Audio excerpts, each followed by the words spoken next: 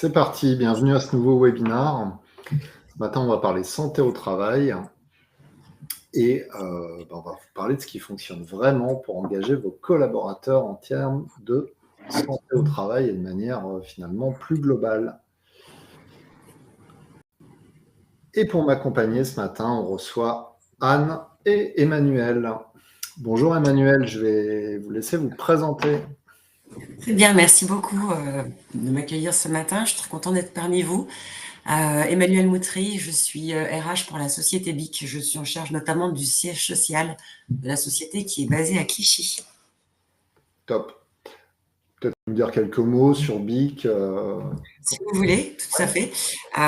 Société BIC. Alors BIC, en règle générale, dès qu'on parle du produit, tout le monde connaît. Donc BIC, c'est les stylos, les 4 couleurs, le cristal, mais aussi briquet et rasoir. Donc la société BIC, c'est une société française mais multinationale. Donc il y a 13 000 collaborateurs dans le monde et on est présent dans 160 pays.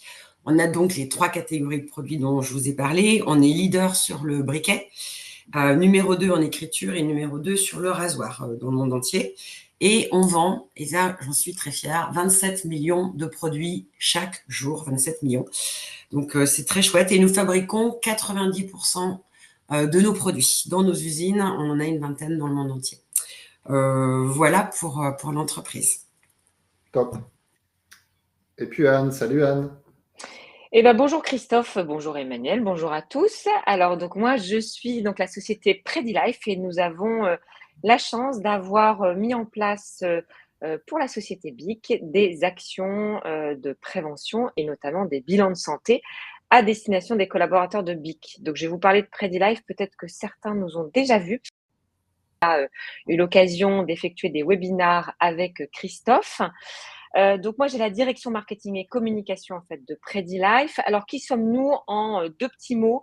Alors nous en fait on est la seule entreprise de médecine prédictive en France, on est pionnier.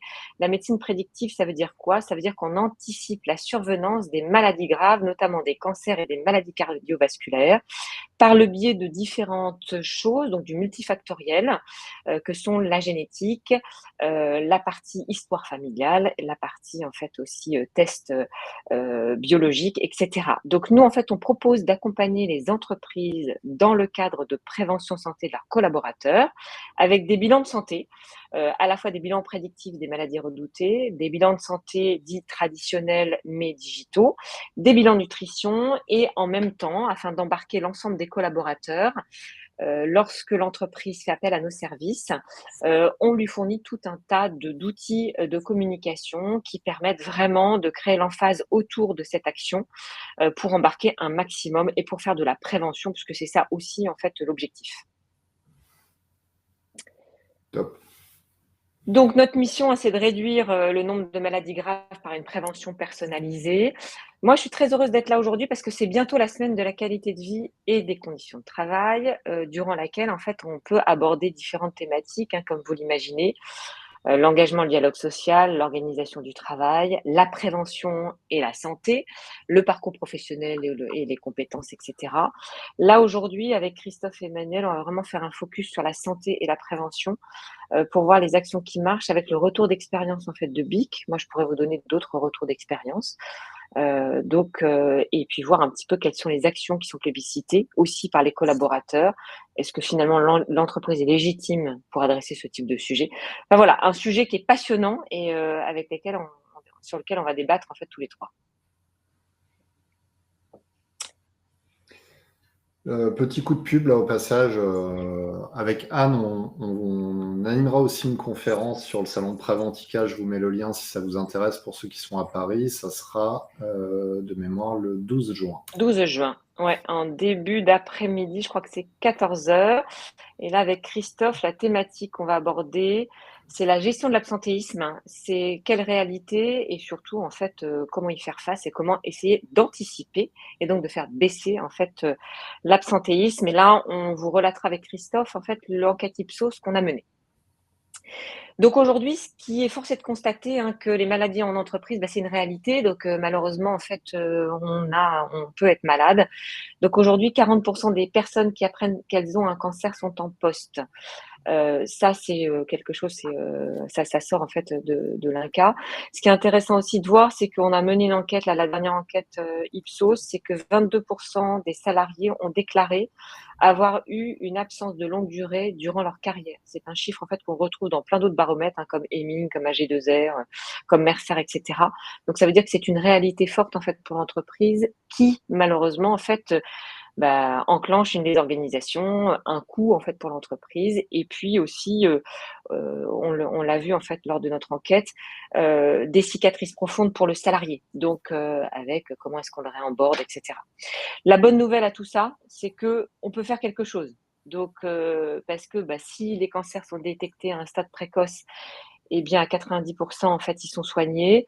Et puis en fait, on a les clés pour pouvoir justement faire face à ça et anticiper, puisque 40% des cancers pourraient être évités grâce à des changements de comportement.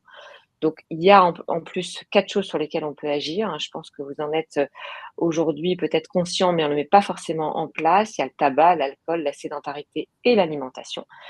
Et l'entreprise peut justement être aussi porte-parole sur ces sujets, parce qu'en plus avec le télétravail, on est plus sédentaire, on se nourrit moins bien. Il y a plein d'études qui sont sorties là-dessus, notamment une étude Yoplait. Et donc en fait, l'entreprise peut aussi porter la parole sur ces sujets puisqu'elle va être impactée de plein fouet si les salariés sont malades. Le télétravail, c'est un fléau, effectivement, au niveau alimentaire, au niveau sédentarité, au niveau tabac aussi. Les salariés sont remis à fumer devant leur poste de travail. Donc, il y a une vraie responsabilité des entreprises lorsqu'elles offrent du télétravail, d'accompagner le télétravail et de faire un maximum de prévention et d'action autour de ces sujets. Ouais. Alors, est-ce que l'entreprise est légitime sur ces sujets? Alors, c'est vrai que nous, ça fait 3 ans qu'on a monté des enquêtes en fait avec Ipsos. La première, c'était pour déterminer si l'entreprise était légitime. Clairement, on avait une vision croisée salarié-entreprise, toutes les deux, des deux côtés. Que salarié-entreprise disait que l'entreprise était archi légitime pour se saisir des sujets de la santé. Alors, je pense que aussi le Covid nous a aidés, puisque l'entreprise, et Emmanuel, je pense que vous pouvez en témoigner, vous avez été en front sur ces sujets pour protéger les salariés sur le Covid. Donc, voilà. Je confirme, tout à fait, Anne. Donc voilà. Donc aujourd'hui, c'est vrai que c'est un non-sujet de dire est-ce que l'entreprise est légitime pour se saisir de la santé de ses salariés. Je pense que autant en fait avant c'était le cas, peut-être qu'il y avait encore certains freins. Aujourd'hui, ça l'est de moins en moins. Là, quand on rentre dans les actions finalement qui sont attendues, on voit que les actions attendues et en tout cas qui sont légitimes pour les salariés, c'est la santé mentale. Donc ça, on en entend parler. D'ailleurs, c'est l'un des sujets gouvernementaux qui sont mis en avant. C'est le grand sujet 2025 en fait du gouvernement avec ma prévention en fait psychologique. Donc vous pouvez avoir accès à un psychologue en fait remboursé, notamment avec le gouvernement. Donc là, on le voit en fait quand on a posé la question en fait aux salariés, c'est proposer des outils où l'entreprise est légitime. 2, en fait suivre le bien-être global, mais qui est en baisse par rapport à l'année dernière. Et celui qui est en forte hausse par rapport à l'année dernière, c'est proposer des bilans de santé pour prévenir les risques de maladies graves. Donc cancer, maladie cardiovasculaire, donc être proactif sur sa santé puisque ça a été en augmentation en fait de 5 points. Donc on voit que pour le salarié, c'est une attente et il va même plus loin puisqu'il dit que l'entreprise est responsable. Alors c'est étonnant puisque l'année dernière, en fait, on avait vu sur ces sujets, est-ce l'entreprise était légitime? Oui, mais là en plus, l'entreprise, il estime qu'incombe la responsabilité du bien-être. Alors ça va loin pour de l'entreprise, donc à hauteur de 83%, et pareil sur la santé à hauteur de 78%. Donc c'est quasi unanime. Donc, on voit qu'en effet, le bien-être et la QVCT, les entreprises s'en sont saisies, puisqu'il y a vraiment 6 leviers en fait, autour de la QVCT et c'est des leviers qui sont souvent traités de manière tout au long de l'année. Sur la partie santé, alors c'est vrai que nous, on le voit au quotidien dans nos démarches, à la fois de prospection. Beaucoup d'entreprises, en fait, finalement, le gère via des choses qui sont obligatoires, puisqu'il y a des choses qui sont obligatoires et l'entreprise doit s'en saisir. Malheureusement, sur le reste, l'entreprise a très souvent peu de budget et donc elle fait avec les moyens du bord. Donc ça, on verra peut-être par la suite. Emmanuel nous donnera peut-être son témoignage sur comment est-ce qu'elle est allée chercher du budget. Et puis moi, je vous donnerai en fait des idées de comment je vais chercher du budget parce que il faut être créatif, inventif. Et puis on n'est pas obligé en fait aussi de se dire j'ai 1000 personnes, donc je vais en fait aller chercher du budget pour 1000 personnes. Donc ça, c'est illusoire. Et donc je pense qu'en fait on peut aussi avoir des actions en fait soit pérennes, soit ponctuelles, et puis traiter certaines cibles en fait et avoir des choses en fait assez agiles et créatives. Ouais, tu peux sauver que les meilleurs, en fait. Je n'irai pas jusque-là, mais voilà. Donc là, en fait, pareil. Hein, donc là, je viens déjà en fait d'en parler, mais en tout cas, les salariés ont une attente forte parce qu'ils estiment que l'entreprise doit impérativement investir davantage dans la santé des salariés, puisque là, c'est à hauteur de 87%. C'est intéressant ces chiffres parce que pour avoir discuté avec pas mal de RH, il y a des RH, quand je leur évoque ces sujets de médecine prédictive, qui me disent « Ah non, mais c'est pas le rôle de l'entreprise. » Et puis, je crois que les salariés vont avoir l'impression qu'on s'immisce dans des sujets qui nous regardent pas. Et quand on voit la perception salariée en face, on se rend compte qu'en fait, pas du tout. Ouais. Donc, c'est vraiment intéressant de mettre en avant ces chiffres pour que les équipes RH, les équipes de direction se rendent compte que non, en fait, c'est une attente vraiment ancrée aujourd'hui de la part des collaborateurs.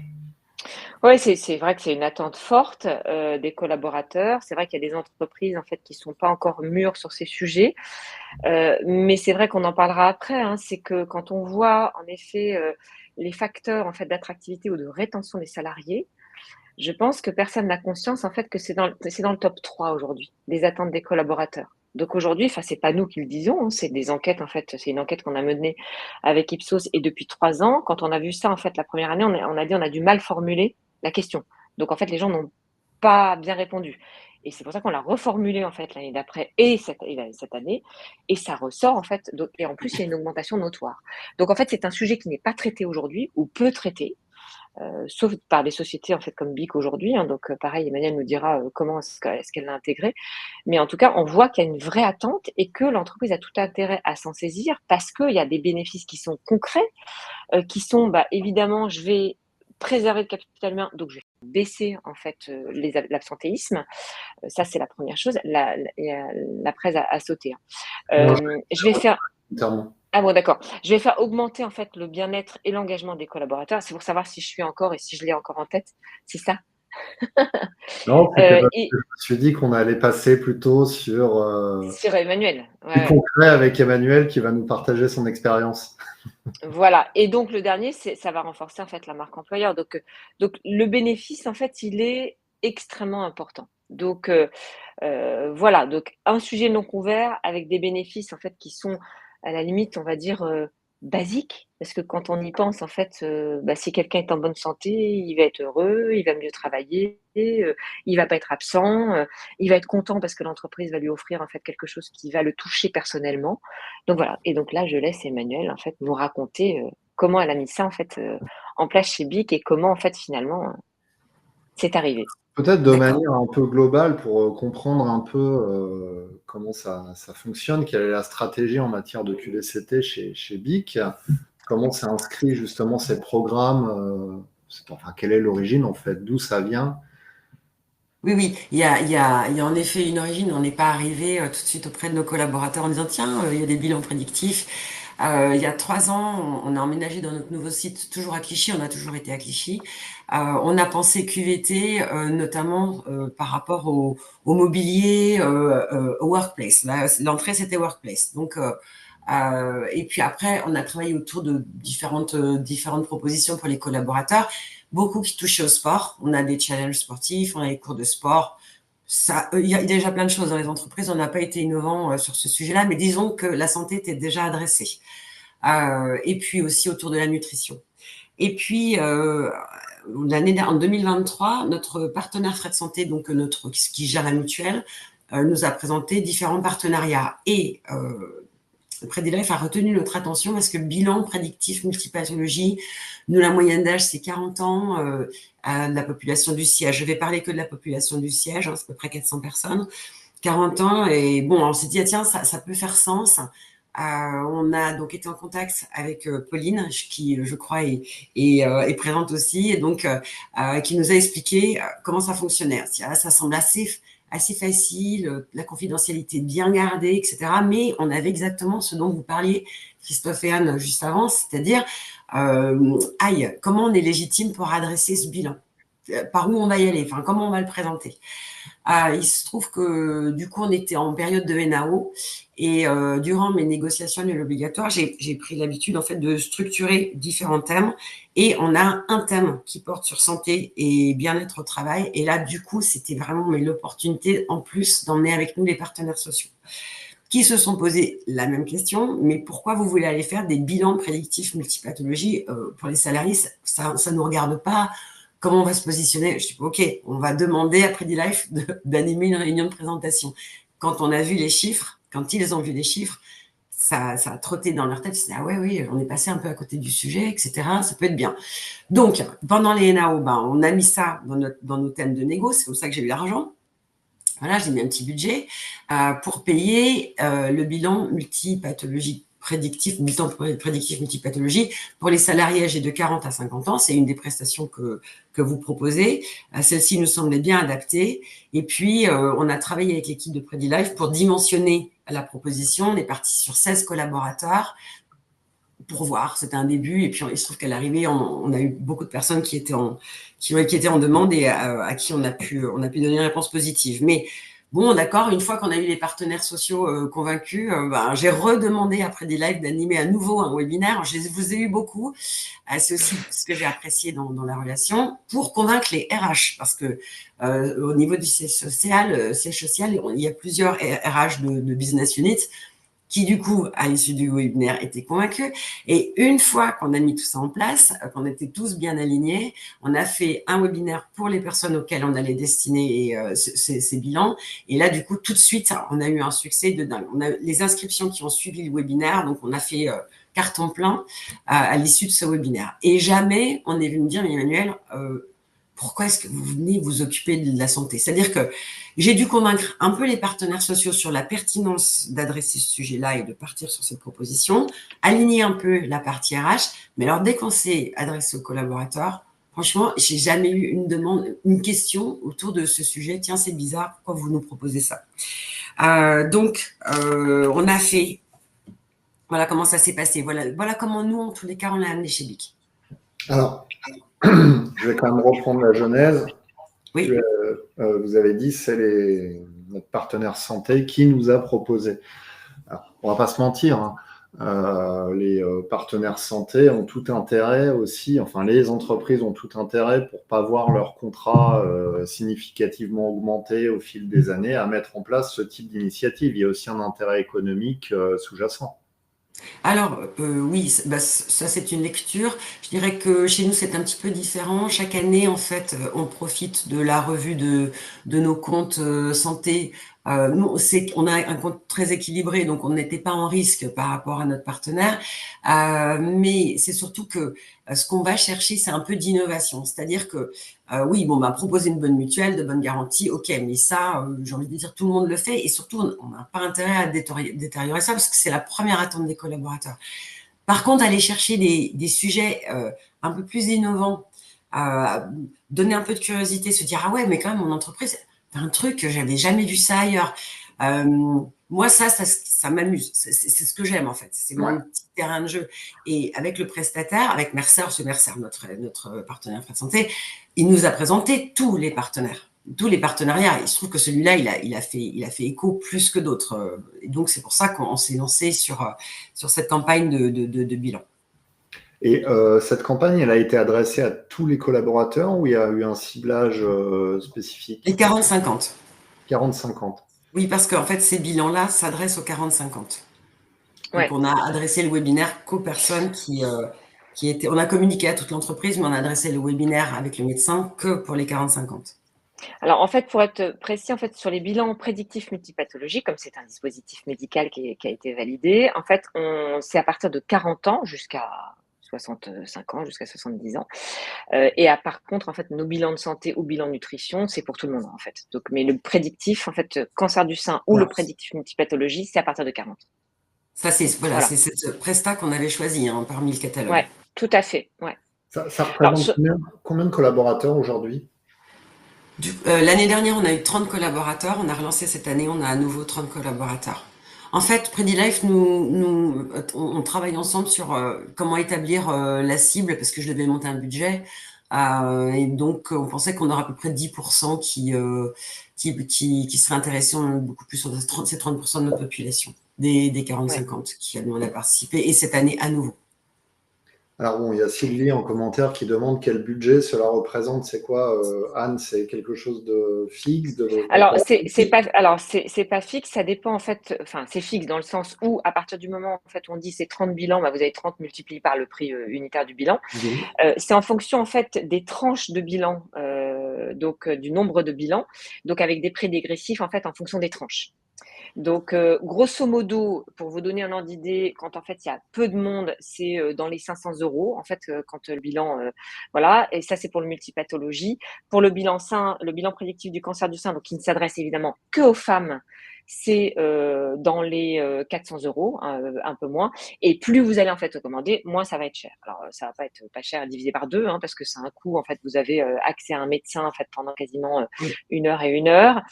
Vous avez en fait un test génétique, un bilan sanguin pour le multipathologie. Enfin voilà, il y a différentes choses en fait qui sont prises en charge. Donc voilà. Mais de toute façon, en fait, on vous établit un budget et surtout, en fait, comme le disait Emmanuel, on va travailler la cible avec vous. Et c'est pour ça qu'en fait, je disais en préambule, c'est pas parce que vous avez une cible de 400 personnes qui sont plus de 40 ans qu'il faut se dire, il faut que j'ai le budget pour les 400 personnes. D'abord parce que tout le monde ne va pas s'inscrire en fait automatiquement. Donc en fonction de la maturité de votre entreprise, par rapport aux actions que vous faites, par rapport à tout un tas de choses, on va vous dire bah voilà, on part plutôt sur un taux de pénétration entre guillemets de 10%, de 20%, de 30%. Donc et puis bah, après on va vous aider à aller chercher le budget. Comme le disait Emmanuel, bah, soit soit vous avez un fonds social, soit vous pouvez utiliser un haut degré de solidarité, soit votre compte de participation au bénéfice, il est positif. Et donc, vous allez aller voir votre assureur, votre courtier, pour aller négocier avec lui en fait un budget. Vous pouvez aller chercher des budgets en interne, votre marque employeur, aller chercher un petit budget, ou RH, communication marketing, il y en a certains qui vont le chercher, dans négociation des NAO, dans du budget prévention risque professionnel, ou CSE aussi. On a vu des CSE en fait qui aidaient en fait à financer ce type de dispositif. Donc voilà, donc là il faut être un petit peu créatif en fait sur ces sujets.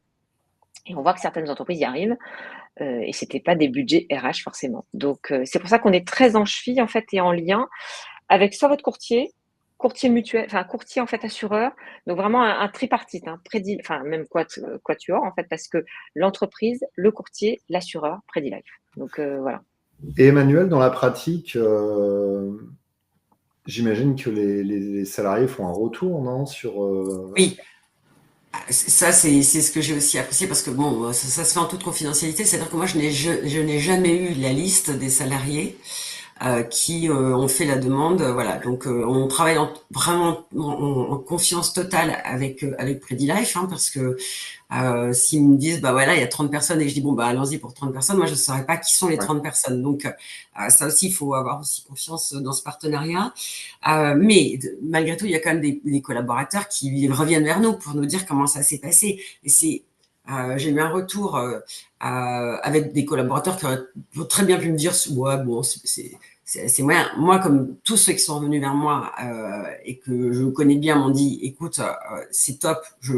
Au début, j'y suis allée en me disant bon, allez, je vais me forcer un peu, je vais m'occuper de ma santé. Et en fait, la qualité, mais vraiment ça, c'est remonté beaucoup.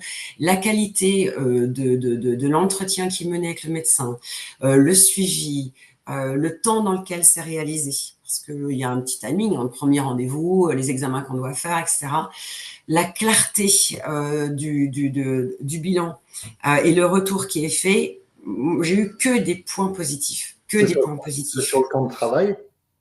Nous, on a accepté sur le temps de travail. Je pense que ça, c'est aussi un gain d'adhésion au sujet, parce que si l'entreprise propose et qu'en même temps, le collaborateur, faut qu'il attende 18 heures ou qu'il pose une demi-journée pour aller faire son entretien avec le médecin ou sa prise de sang. Bon, donc nous, on a fait pendant ça. Je crois que la question s'est même pas posée tellement c'était naturel pour nous que ce soit pendant le temps de travail. Voilà. Et je crois que c'est important parce que c'est aussi pour ça que les gens à un moment se disent je vais pouvoir prendre soin de moi. Là, je vais me donner 1 heure, c'est pour moi, et pas courir entre les courses, les enfants, le yoga, je sais pas quoi. Et vraiment, même dans la journée, se sentir libre de pouvoir faire ses rendez-vous. C'est vrai que le problème principal, le temps. Hein.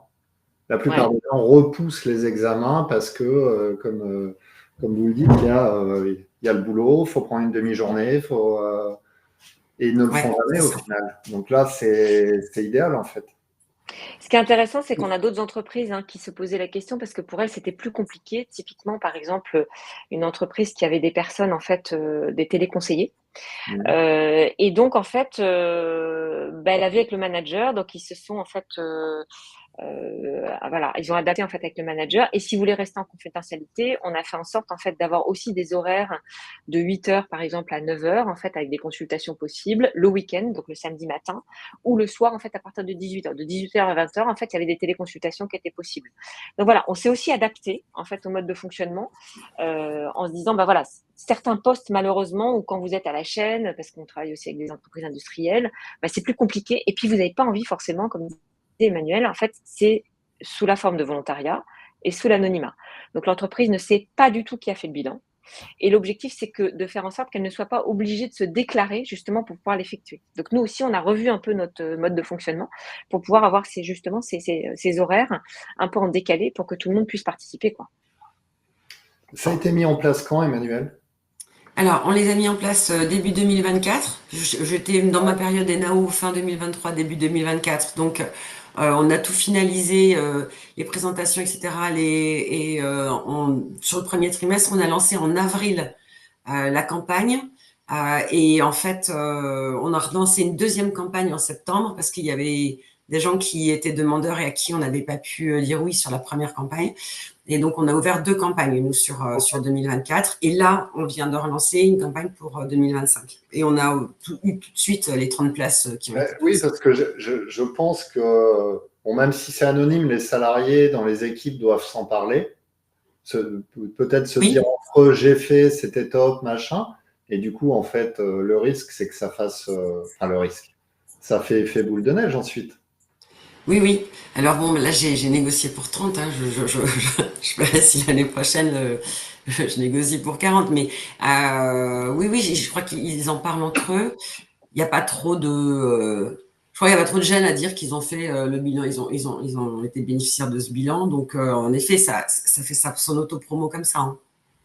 Alors nous, on voit en fait dans les enquêtes de satisfaction, notre meilleur allié, c'est la machine à café. Donc nous, on adore quand les gens ils viennent au bureau. Parce qu'ils en parlent.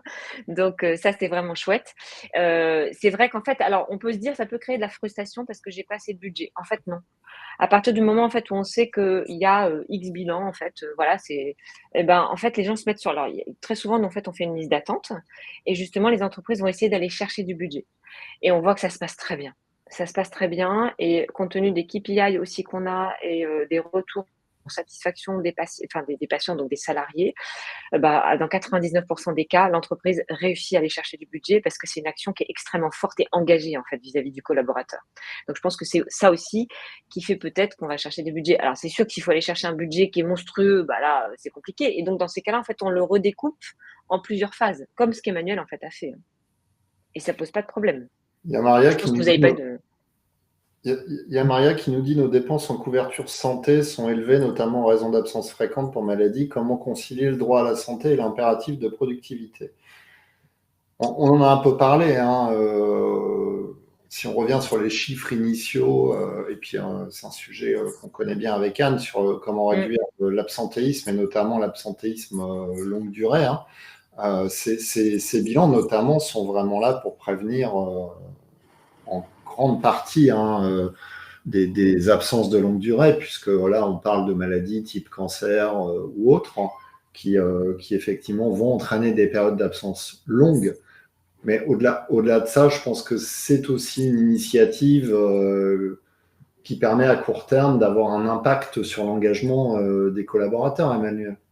Tout ça, c'est mesuré. Alors, ça, moi, je peux pas le mesurer. On mesure l'engagement, mais c'est tellement multifactoriel que je ne peux pas vous dire exactement ce que les bilans ont généré en termes d'engagement. Et puis, c'est surtout que dans la question de Maria, quand effectivement vous avez des dépenses qui sont déjà importantes et des absences fréquentes pour maladie, je ne sais pas, et je trouve que c'est propre à chaque entreprise, c'est par où on commence. Certainement que vous avez déjà fait plein de choses et que c'est peut-être pas soit le moment, soit ce qu'il faut adresser, mais que ça peut venir en complément. Parce qu'évidemment, on a aussi tous nos priorités. Moi, si j'avais un taux d'absentéisme élevé, je serais peut-être pas allée directement sur le bilan prédictif. Voilà, je le dis. Je pense que il faut trouver aussi la bonne temporalité pour proposer ce genre de prestations à nos collaborateurs. Si j'avais eu un management si j'avais eu des problèmes en termes de management dans mon entreprise, on en a tous, hein, c'est pas l'idée, mais si c'était un point fort, c'est pas du tout, je serais pas allée sur le sujet de la santé. J'aurais déjà travaillé sur le sujet. En fait, on y va avec nos priorités. Le bilan, nous, il se trouvait que dans notre histoire et à ce moment-là, de ce qu'on pouvait faire, c'était le bon moment. Voilà. Mais effectivement, je pense que une baisse d'absentéisme suite au bilan, j'ai un absentéisme qui est à peu près à 2,7. C'est un siège social. On a 3 jours de présence sur site. Les gens sont là. Je n'ai pas à traiter la thématique de l'absentéisme. Et puis, j'ai envie de vous donner un peu plus de contexte général. C'est-à-dire qu'en fait, nous, ces bilans, on les a pas proposés en réponse à quelque chose. On les a proposés pour dire aux collaborateurs, tiens, il y a une thématique qu'on n'avait pas traitée. Une proposition sociale, en fait. C'était pas pour répondre. Ouais. Et donc, là, par exemple, cette année, on a 3 piliers sur la santé. On a le bien-être au travail, je vous en ai parlé, le sport, les challenges, tout ça. On a une diététicienne qui vient 1 fois par mois. Le 2e pilier, c'est sur santé mentale, mais c'est pas le lieu pour en parler là. Et le 3, c'est sur cancer et maladies chroniques. Et donc, quand je vous disais qu'on a dédramatisé le sujet du cancer, c'est aussi, les bilans, ils entrent dans cette politique-là. Si j'en avais jamais parlé, ça aurait peut-être pas été le bon moment de faire les bilans à ce moment-là, je pense. Okay. Alors, il y a plein de questions, en effet, là. Hein. Je sais pas, je te laisse prendre la main, en fait, Christophe, là, sur les freins, les réticences. Je sais pas si tu as vu. Oui, une question. Avez-vous rencontré des freins ou des réticences de la part des collaborateurs, par exemple, sur la peur de découvrir un problème de santé? Alors, il se trouve que, comme toutes les personnes qui vont être concernées par le bilan sont invitées au webinaire, après, ils font effectivement un peu leur cheminement. Pour ceux dont j'étais proche, ils m'ont dit « Ah là, je vais y aller, mais j'ai un peu la trouille ». Mais il y a quand même une part de raisonnable, finalement, peut-être chez ces collaborateurs-là, un peu rationnels, qui se disent « Bon, allez, j'y vais quand même ». Pour ceux sur lesquels il y a encore la trouille, ils n'y vont pas, parce qu'il n'y a pas d'obligation. Et de toute façon, j'ai que 30 places pour une centaine de collaborateurs. Donc, comme ça, personne ne se sent... voilà. C'est vraiment très, très perso et surtout, ils ne viennent pas toujours me voir pour en parler. Je pense que le webinaire est très rassurant. C'est pour ça que c'est très important, je trouve, d'avoir, avant de lancer la campagne, ce webinaire avec les médecins qui explique comment ça fonctionne. Donc ça, c'est plutôt bien. Les rassurer, voilà, favoriser leur adhésion, c'est nos meilleurs soutiens après, hein, ceux qui sont passés par le bilan. Dynamique durable avec le soutien de la direction. Oui, ils sont tous contents. Le comité de direction est content, il a aussi participé. Du coup, je n'ai pas trop à les convaincre. Comment devez-vous intégrer les bilans de santé prédictifs dans l'organisation quotidienne? Alors, c'est bien ce que je disais tout à l'heure. J'ai précisé que nous, c'est un siège social. Avec j'ai 90% de cadres sur ce siège social, avec des gens qui sont forfait jour, et on va pas parler de productivité comme on pourrait parler sur des personnes qui sont, par exemple, nous sur le manufacturing, sur les usines, on n'aurait sans doute pas fait comme ça. Si je devais le déployer sur les usines, je travaillerai avec les équipes de prod pour voir comment on peut le faire sans impacter la productivité, donc très certainement hors temps de travail. Voilà, c'est la limite, hein, parfois on ne peut pas tout faire sur le temps de travail. Là, le contexte nous fait que c'était possible. Et les indicateurs, mesurer l'impact sur le bien de la performance. Je suis pas les plus fortiches sur les KPI, moi, je veux dire. Mais il se trouve qu'on a gagné 15 points d'engagement en 3 ans avec tout ce qu'on a pu proposer depuis le déménagement et toute la politique sociale. Donc, je vais pas chercher pour 400 collaborateurs ce que ça a généré sur 30.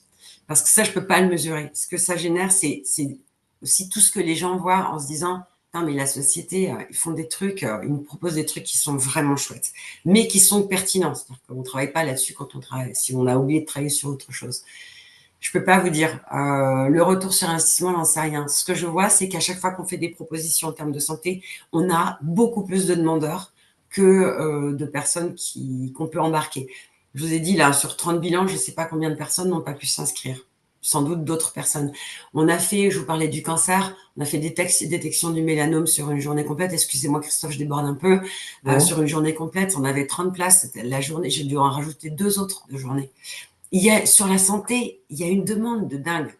Donc, l'impact sur le bien-être et la performance, oui, j'espère, mais c'est aussi l'appartenance, l'idée de se sentir à sa place dans l'entreprise et que l'entreprise prenne soin, ça, je suis sûre qu'ils en sont convaincus, mais je ne peux pas vous le démontrer. Alors moi, je reboucle en fait avec les propos d'Emmanuel. Nous, c'est des KPI qu'on a et qu'on demande en fait sur chaque campagne, donc par entreprise. Au global, ce qu'on voit, c'est que les personnes, la question leur dit, est-ce que vous pouvez mesurer en fait l'augmentation de votre engagement vers l'entreprise après avoir effectué? Donc on est à plus 52%. Ils estiment vraiment que ça les a boostés. L'amélioration de leur bien-être, plus 62. C'est de la moyenne. Donc voilà, c'est du déclaratif. Et on a quand même plus de 2000 personnes qui sont déjà passées dans ce type de dispositif.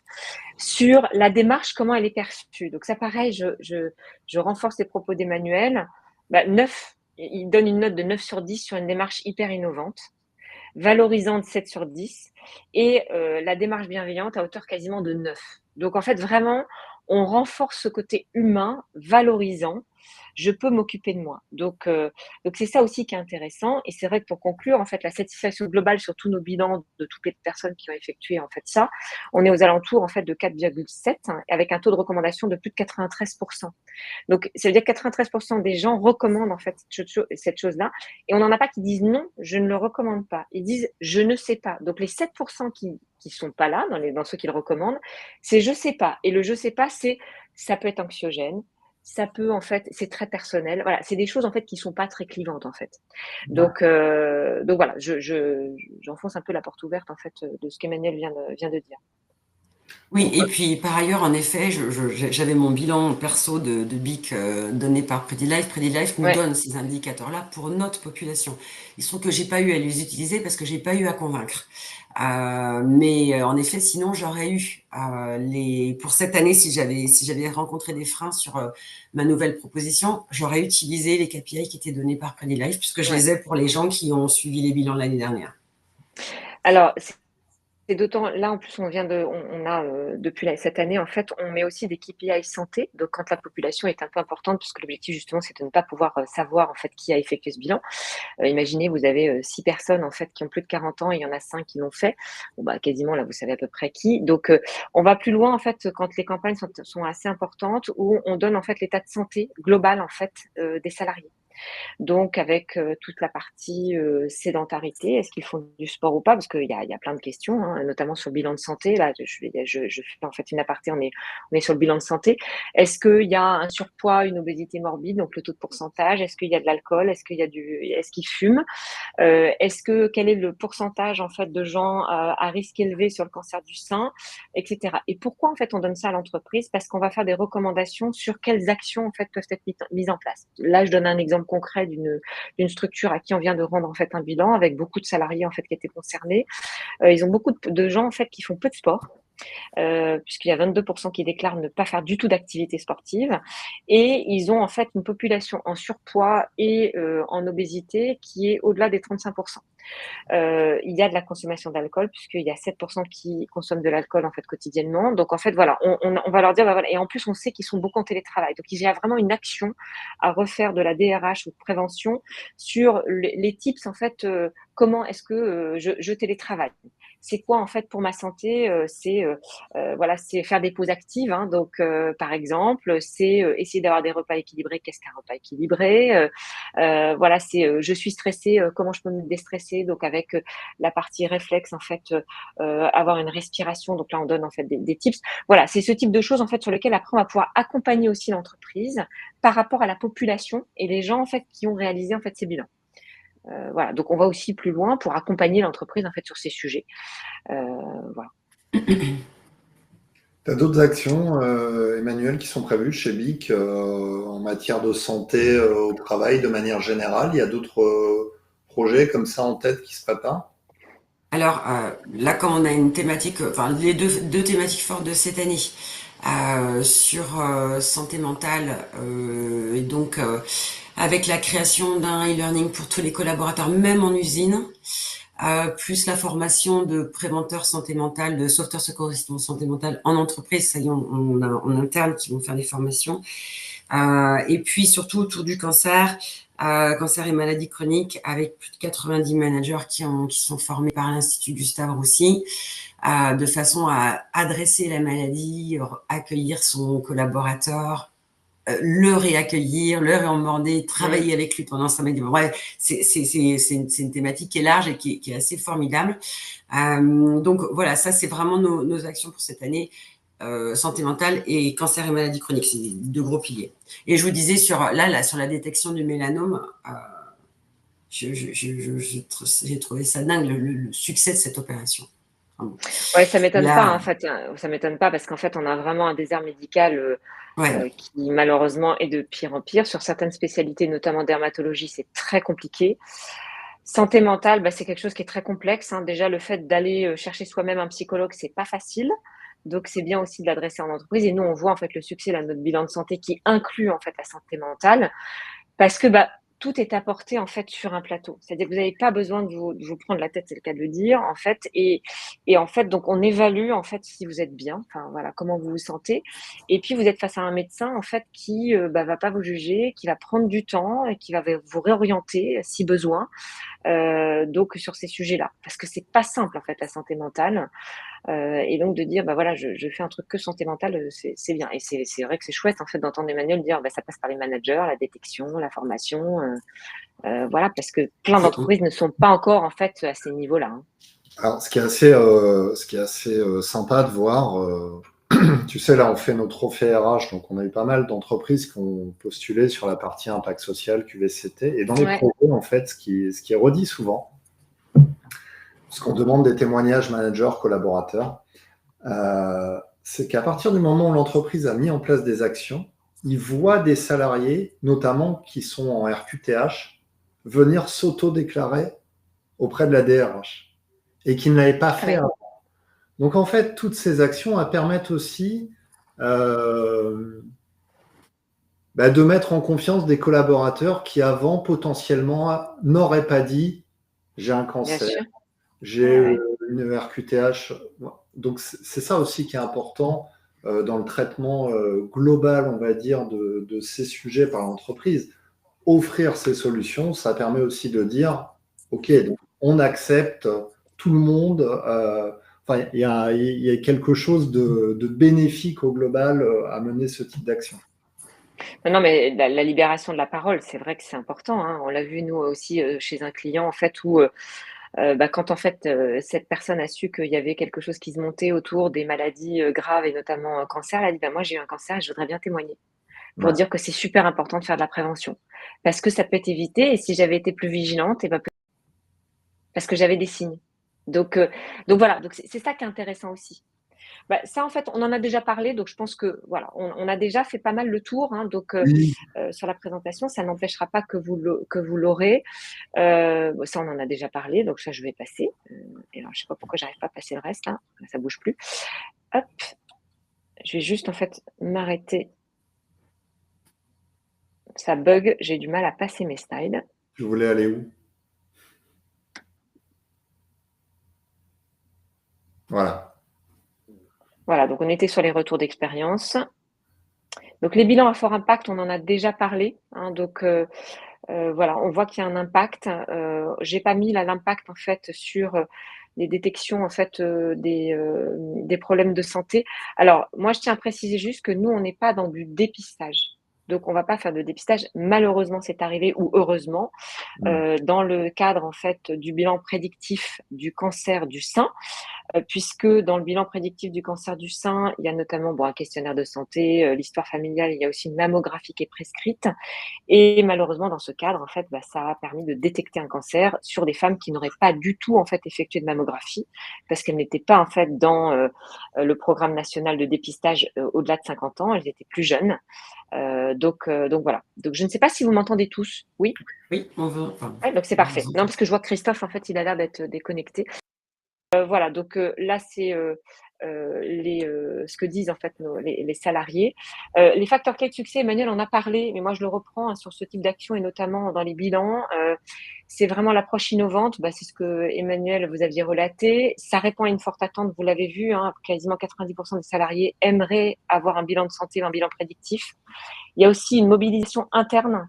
Nous, on l'a vu, les entreprises qui ont mieux marché en termes de campagne, c'est qu'on avait des sponsors, type Emmanuel en fait, qui a été leader en fait sur ces sujets. Mais voilà, ça peut être plein de personnes. Ça peut être aussi le CSE, l'événement de lancement. On l'a vu aussi, webinar ou en fait en présentiel ou en distanciel. C'est animé par un médecin qui rassure, qui explique qu'on peut être proactif sur sa santé et que c'est un impact majeur.